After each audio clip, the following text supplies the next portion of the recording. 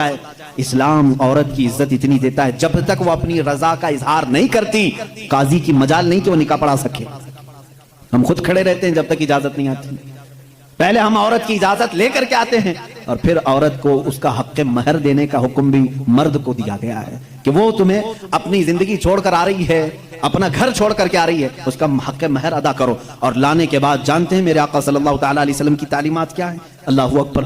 حضور اکرم صلی اللہ علیہ وسلم نے تاکید کے ساتھ فرمایا ہے کہ عورتوں کے ساتھ سختی نہ کرو. اپنے آخری خطبے میں حضور نے عرفات کے میدان میں یہ بات تک فرمائی, عورتوں کے معاملات میں اللہ سے ڈرو, حد سے زیادہ نہ بڑھو, عورتوں کے ساتھ اتنی سختی نہ کرو. مارنے کو منع کیا, کبھی ان کے چہرے پر نہ مارنا, کبھی ان کے خاندان کو تانا نہ مارنا, کبھی ان کو اتنی بری گالی نہ دینا کہ دل ٹوٹ جائے. یہ تمام احکام اسلام نے اسی عورت کی عزت ہی کے لیے تو دیے ہیں. اور پھر جس وقت وہ آئے, بزرگوں نے یہ رواج بھی رکھا ہے کہ ہم اپنی بیٹیوں کو اپنے گھروں سے قرآن پاک دے کر کے رخصت کرتے ہیں, قرآن کے ساتھ اسے بھیجتے ہیں. اور گھر لانے کے بعد جانتے ہیں یہ اعلیٰ حضرت رضی اللہ تعالیٰ عنہ نے لکھا بھی ہے. اعلیٰ حضرت فرماتے ہیں جب نئی دلہن گھر میں آئے تو اس کے پیروں کا دھون جو ہے وہ اگر گھر کے چاروں کونوں میں ڈالو تو برکت آئے. وہ آ رہی ہے اپنا رزق لے کر کے آ رہی ہے, اپنا رزق لے کر کے آ رہی ہے. یہاں تک ہمارے لیے کہا گیا, بلکہ دولہے کو یہ بھی کہا گیا, اسی یہ بیان میں ساری باتیں نوجوانوں کو سمجھ میں بھی آ جائیں گی. نکاح کی پہلی رات اسے کہا گیا کہ تو اپنے گھر لایا ہے دلہن کو تو سب سے پہلے اس کے ہی دوپٹے کو تو مصلی بنا اور اس پر سجدہ کر. یہ حکم ہے. عورت کی عزت نہ ہوتی تو ہم مصلی بناتے اس کے دوپٹے کو. پہلی رات کہا گیا ہے. یہ اور بات ہے کہ معلومات نہیں ہے نوجوانوں کو کہ شادی کے بعد پہلی رات, یہ بھی سیکھنے کی ضرورت ہے. علماء سے تمام چیزیں پوچھ لینا چاہیے. جس کی شادی ہو رہی ہے, دلہن آ رہی ہے تو ہم اس کی عزت ہی کے لیے تو یہ تمام کام کر رہے ہیں.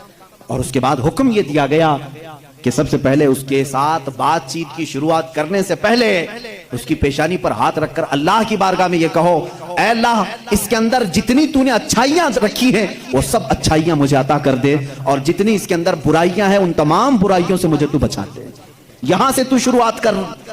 ظاہر سی بات ہے میں نے اس وقت محسوس کیا, چند دنوں پہلے ایک نوجوان کو تلقین کر رہے تھے پیشانی پر جہاں بال اگتے ہیں وہاں ہاتھ رکھ کر کے دعا کرنا.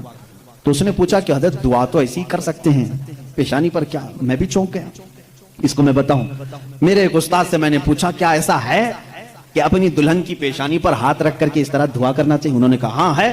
دعا تو کیسے بھی کریں, ہاتھ نہ رکھیں اور ہاتھ چھوڑیں ہاتھ اٹھائیں, سب دعا اللہ سنتا ہے. لیکن اس لیے پیشانی پر رکھ کر کے دعا کرنے کے لیے کہا گیا کہ وہ آج اپنے والدین کو چھوڑ کر کے آئی ہے, اس کے وسیلے سے اللہ جلدی دعا قبول کرے گا. اس کا دل مغموم ہے, وہ غمگین ہے, اور غم زدہ لوگوں کے ساتھ میرا مولا ہے.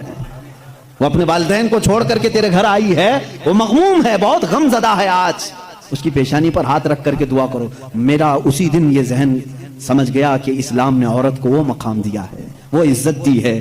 ہم نے اس کو اپنے جسموں کو سکون پہنچانے والا آلہ نہیں سمجھا, مشین نہیں سمجھا, بلکہ حقیقی مسلم وہ ہے جو اپنی عورت کی عزت بھی کرے, احترام بھی کرے. اللہ کے